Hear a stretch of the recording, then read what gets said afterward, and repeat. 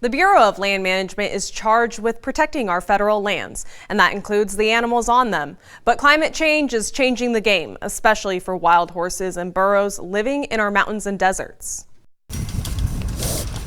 On the edge of the City of Ridgecrest sits the Bureau of Land Management's wild horse and burro holding and adoption facility, where you're never far from the clip-clopping of hooves and a whinny in the distance. I can come down and listen to them. It just makes, I don't know, it just makes me feel a lot better when I see the animals or I listen to them. You can hear them whinnying in the background. Carl Symons has been the regional field manager for 10 years. He assists in surveying, gathering, and rehoming these animals. We are in charge of the habitat and stuff that's out here. So there's all sorts of things that happen out here, and if we don't actively manage it, things can get out of balance. Recently, the BLM is noticing the need to ramp up roundups due to rising temperatures and increased drought. Known areas, and we monitor those areas, trying to get ahead of the curve.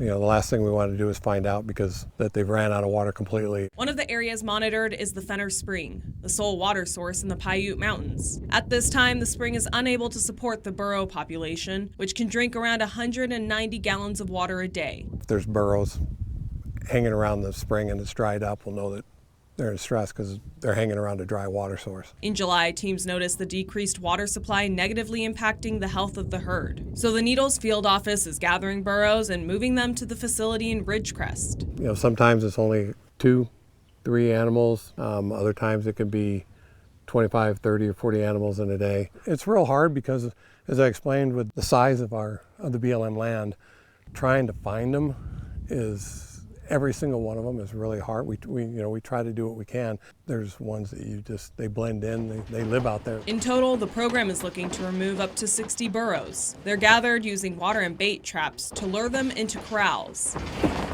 The process, as Symons will tell you, is no easy feat. On the gather that we're just doing, they got 5 jacks, and the wild horse and burro specialist took my associate with him to help them bring them back, and it took them about number of hours to just get the jacks into the trailer because they didn't like each other and they're being stubborn. The Ridgecrest facility can hold up to 1,000 animals, and once there, they're cared for and can be adopted out. Residents are also encouraged to visit the corrals and interact with the animals. One of the unique things about this facility, as you can see, along that road goes all the way around the facility, so that 365 days a year, 24/7, people can see the animals.